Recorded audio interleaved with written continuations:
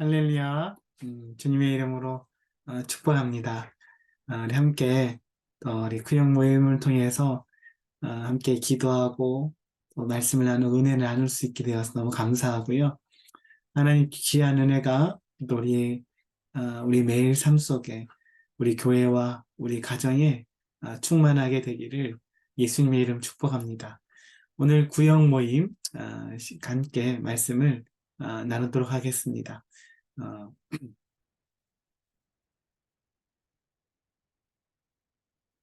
어, 우리 구역 모임은 주제가 있습니다.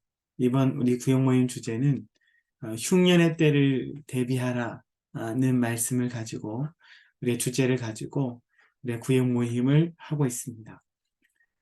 첫 번째로 우리가 왜 흉년의 때를 대비해야 하는지를 말씀을 드렸죠. 다가올 흉년을 우리는 대비해야 합니다. 지금 세계적으로 보면 굉장히 어수선하고 전쟁이 계속되고 있고 여러 가지 재난과 또 큰 사고들이 계속 되어지고 있습니다. 이거 우연히 이런 일들이 일어나는 게 아니라는 것을 여러분이 아셨으면 좋겠고요. 그러면서 지금 앞으로 다가올 흉년이 우리에게 있을 수 있습니다. 지금 우리는 바로 괜찮아요. 당장 우리에게는 전쟁이 일어나지 않았으니까. 이스라엘의 전쟁이 일어나고 우크라이나의 전쟁이 일어나고 있지만 지금 우리는 당장 괜찮습니다. 여러분, 그러면 위험한 거예요. 언제든지 우리에게도 큰 흉년이 찾아올 수가 있습니다. 이 흉년을 대비하셔야 돼요. 지금 풍년의 때에 흉년의 때를 대비하지 않으면 조금만 어려움이 오면 여러분 우리가 무너집니다. 우리의 믿음이 무너지고 기도도 무너지고 우리 신앙이 우리 가정이 교회가 이 나라가 무너질 수가 있습니다. 우리 모두가 흉년의 때를 대비하는 지혜를 가지시기 바랍니다. 두 번째는 뭐였어요? 두 번째는 찬양에 대해서 말씀드렸습니다.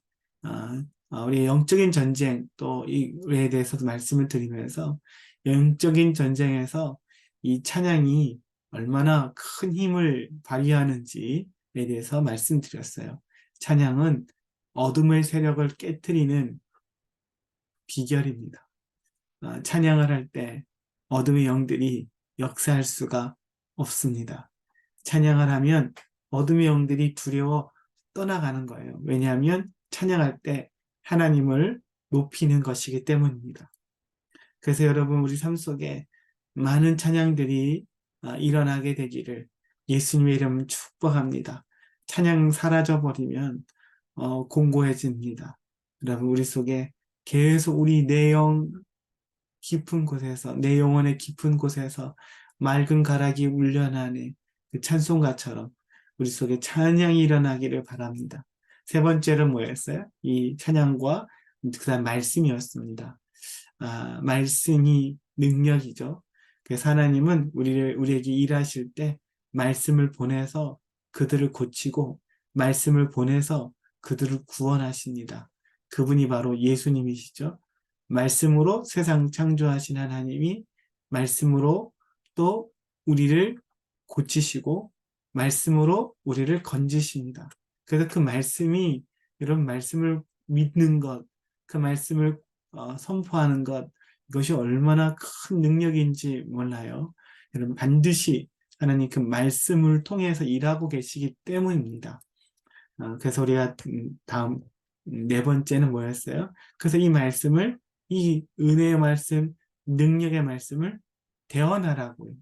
하나님이 에스겔 선지자에게 대언하라고 했습니다. 하나님이 일방적으로 하지 않고 에스겔이 통해서 에스겔의 그 입의 말을 통해서 이 마른 뼈를 살리는 놀라운 역사를 일으켰어요. 대언하라는 말은 대신 말하라, 대신 예언하라는 거예요. 무엇을 예언해요? 우리 상황과 어떤 환경 속에 하나님의 말씀을 대신 말하는 것, 예언하는 것, 그것을 말하는 거예요.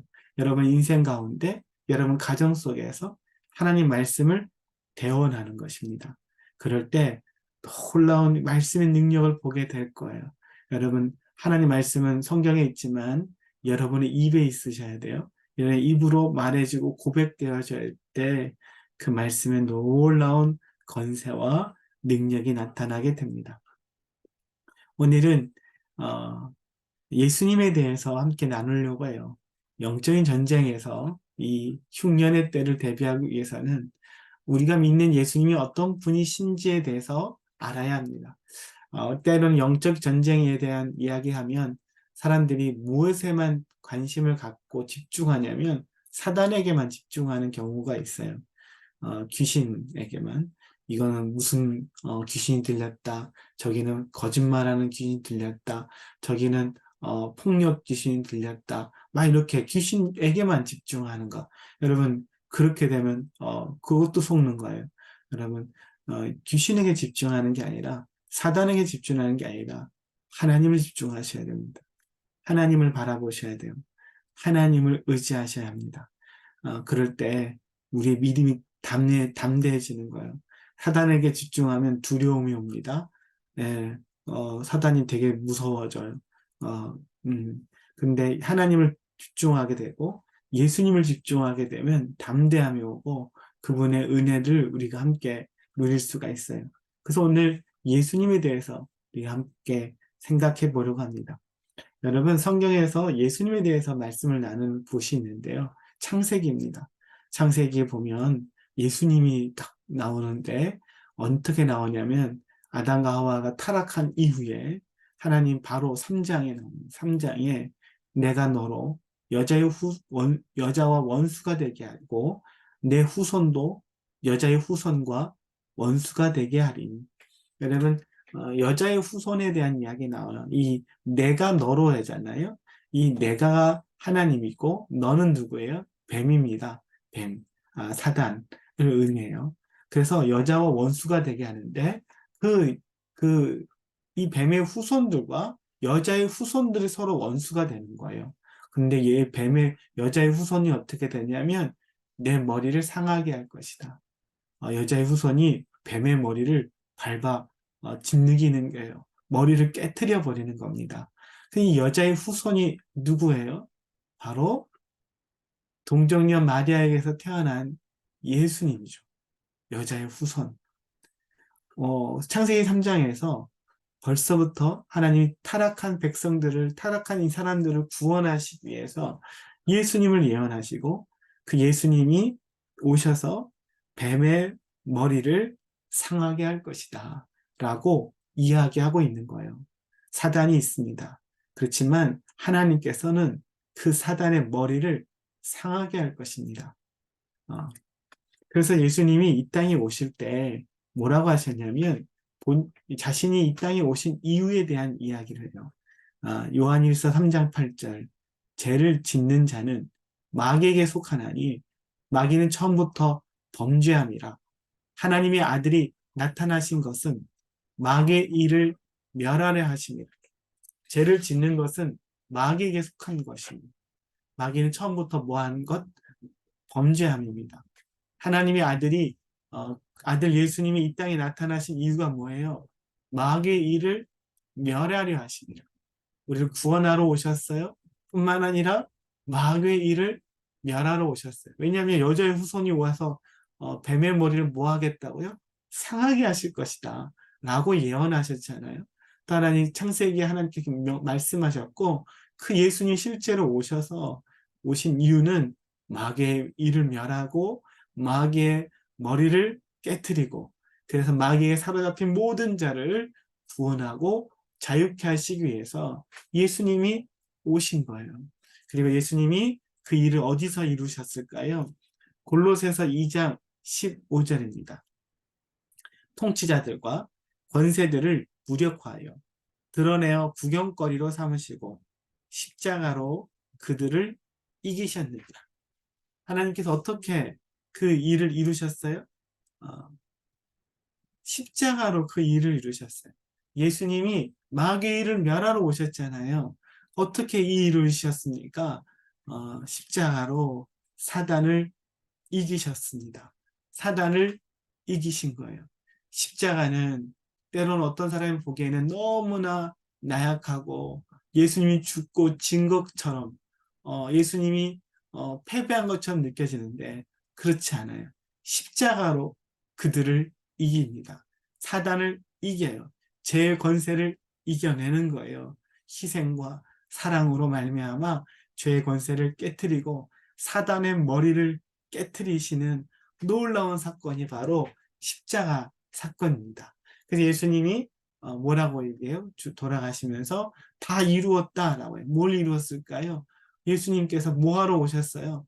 사단의 를 멸하러 사단을 멸하러 오셨는데 그것을 십자가에서 다 이루신 거예요. 예수님 완전한 승리를 이루셨습니다.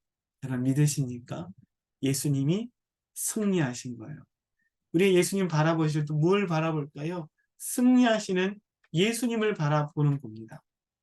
그러면서 예수님 그럼 어디 계실까요? 승리하신 예수님은 어디 계시냐면 이 에베소서 1장 20절부터 22절에 보면 그의 능력이 그리스도 안에서 역사하사 죽은 자들 가운데서 다시 살리시고 하늘에서 자기의 오른편에 앉으사 그의 능력이 누구예요? 하나님의 능력이 그리스도 예수 안에서 역사하사 죽은 자들 가운데서 예수님을 다시 살리시고 예수님이 어디에 있어요?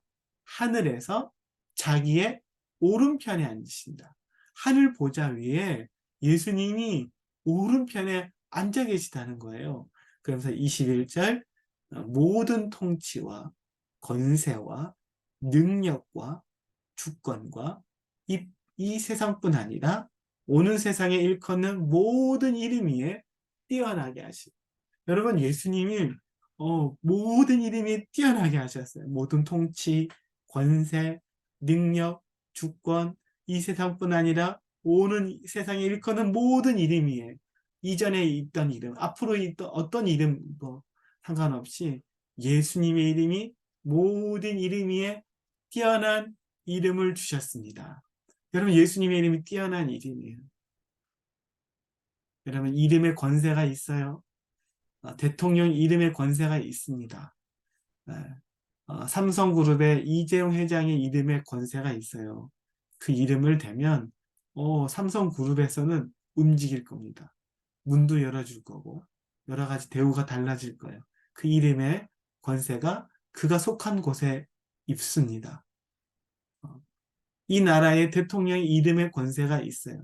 근데 하나님의 이름은 모든 이름 위에 뛰어난 이름. 왜냐하면 예수님이 십자가에서 승리하셨기 때문이에요. 완전한 승리를 이루셨어요. 그래서 22절 또 만물을 그의 발 아래 복종하게 하시고 그를 만물 위에 교회의 머리로 삼으셨느니라.